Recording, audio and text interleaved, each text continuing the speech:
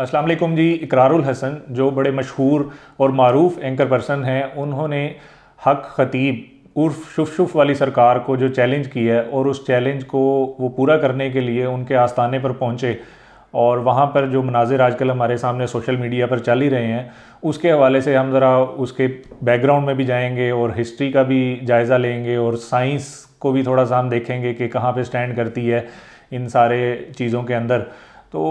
सबसे पहले तो अगर हम देखते हैं तो इकरारुल हसन एक बड़ा नाम है और बहुत अरसे से मुख्तलिफ़ स्टिंग ऑपरेशंस करते आ रहे हैं और मुख्तलिफ़ जगहों के ऊपर वो लोगों को बेनकाब करते आए हैं, एक्सपोज़ करते आए हैं। लेकिन इससे पहले उनके जितने भी कोई ऑपरेशंस थे वो शायद इतने बड़े स्केल के ऊपर नहीं थे, लार्ज स्केल को उन्होंने टारगेट नहीं किया था। वो कुछ शायद सरकारी अफसरान को उन्होंने किया, कुछ पुलिस अफसरान को उन्होंने टारगेट किया और इसी तरीके से शायद कुछ बेसिक लेवल के जो कारोबार हैं, कुछ फैक्ट्री ओनर्स या इस तरह के जो लोग थे वो उनको टारगेट करते हुए नज़र आते थे। तो काफ़ी अरसे से वो ये प्रोग्राम्स और इस नौइयत के प्रोग्राम्स वो कर रहे थे, लेकिन काफ़ी अरसे से उन पे तनकीद भी हो रही थी कि वो शायद किसी बड़े लेवल के जो टारगेट है उसको वो हिट नहीं कर रहे या वो उसको एक्सपोज नहीं कर पा रहे। तो अभी जो हालिया दिनों के अंदर जो ये सारी सूरत हाल बनी है, तो उसके अंदर जो है ना ये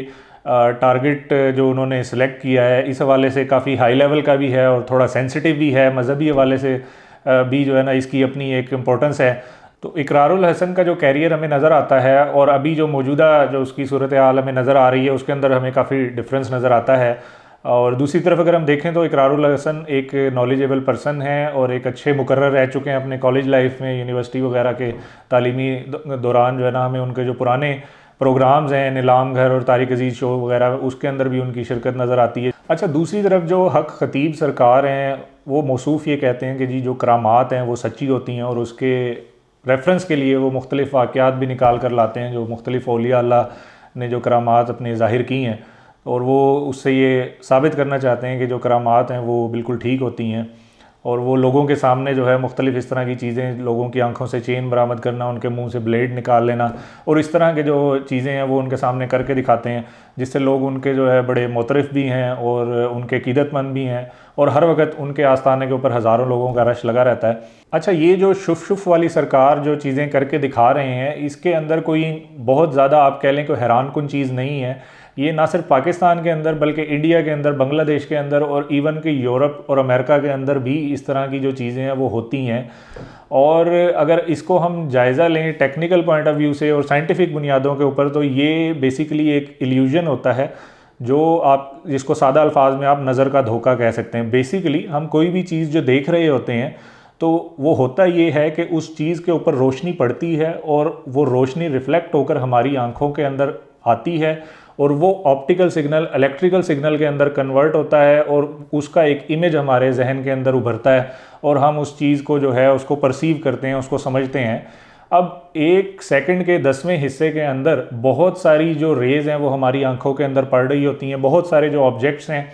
वो हमारी नज़रों के सामने से गुज़र रहे होते हैं। तो जो एक इल्यूजनिस्ट है वो इस चीज़ को अंडरस्टैंड करता है, इस साइंस को समझता है और वो वहाँ पर मौके पर मौजूद लोगों को इस तरह से उनकी नज़रों को धोखा देता है कि वो बहुत बड़े बड़े जो ऑब्जेक्ट्स हैं वो गायब कर देता है। जैसे कि अमेरिका का जो स्टैचू ऑफ लिबर्टी है वो भी एक इल्यूजनिस्ट ने लोगों के सामने गायब कर दिया था। और इस तरह के जो बहुत बड़े बड़े किस्म के जो इल्यूजन्स हैं वो आपको दुनिया के अंदर देखने में आते हैं। तो ये कोई इस तरह की बात नहीं है कि जो नामुमकिन है और नज़र का धोखा नहीं होता, ये होता है और इसकी साइंटिफिक रीज़न्स हैं। जो लोग इसके ऊपर रिसर्च करते हैं और जिन लोगों ने इसके ऊपर काम किया हुआ है, तजर्बेकार हैं, वो इसको लोगों के सामने परफॉर्म भी करके दे सकते हैं। तो अब बात जहाँ तक ये आती है कि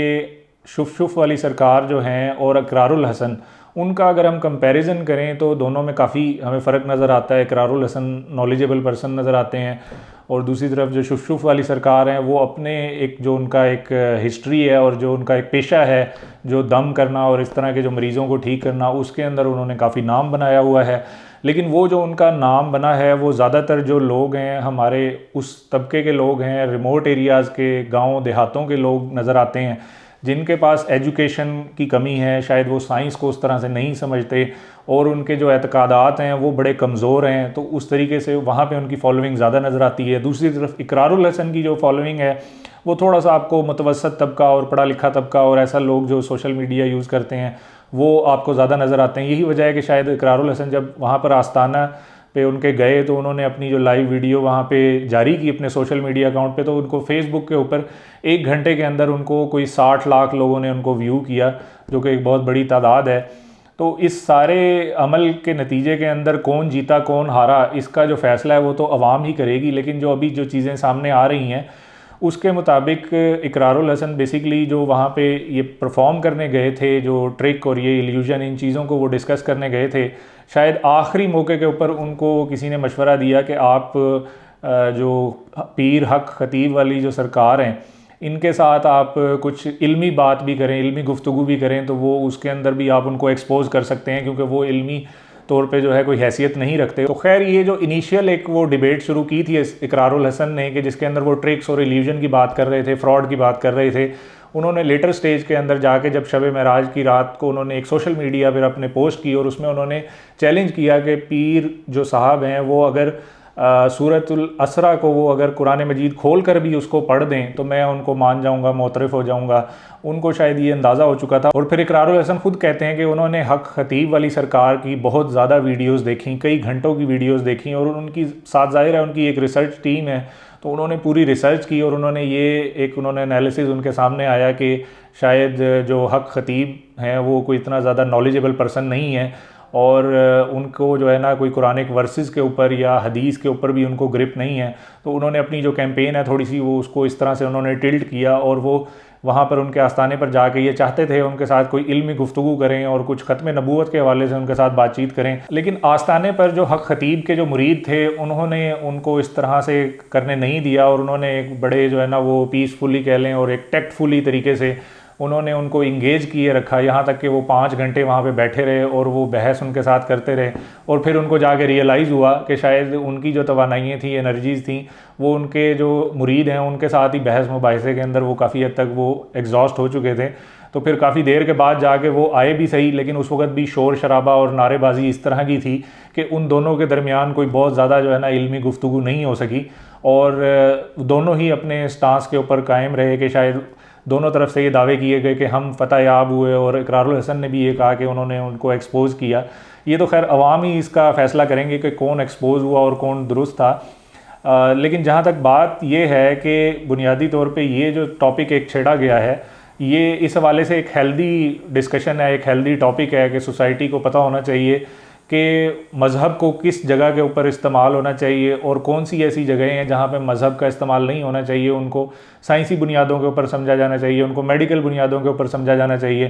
तो इस हवाले से तो ये डिस्कशन अच्छी है, लेकिन इसका जो टाइमिंग है उस हवाले से भी इसको देखना होगा कि इसके बैकग्राउंड के अंदर क्या महरक़ात हो सकते हैं। कि अभी हालिया दिनों के अंदर जो इलेक्शन हुए हैं और उसके जो नताइज आए हैं, उसके बाद से सिस्टम के ऊपर बहुत ज़्यादा तनकीद हो रही थी, और जो इलेक्टोरल सिस्टम है और जो पॉलिटिकल सिस्टम है उसके ऊपर बहुत ज़्यादा ले दे हो रही थी। तो ऐसी सूरत हाल के अंदर इकरारुल हसन एक नया जो टॉपिक है उसको छेड़ने में कामयाब हुए, और जो सोशल मीडिया के ऊपर जितने भी लोग हैं वो ज़्यादा से ज़्यादा अब इस टॉपिक के ऊपर उसको फॉलो कर रहे हैं और उसको देख रहे हैं। तो पाकिस्तान के अंदर बुनियादी तौर पे जो टॉपिक्स हैं और उनके जो सोशल मीडिया के जो ट्रेंड्स हैं उनके पीछे भी एक साइंस होती है, और उनके पीछे भी जो है ना वो एक प्रॉपर सोची समझी मनसूबाबंदी समटाइम्स जो है वहाँ पे चल रही होती है। मैं ये नहीं क्लेम करता कि उसके पीछे लाजमी कोई ना कोई मनसूबाबंदी थी, लेकिन ये है कि अब लोगों के ऊपर है कि वो इसको किस तरह से देखते हैं और वो इससे क्या नतीजा निकालते हैं।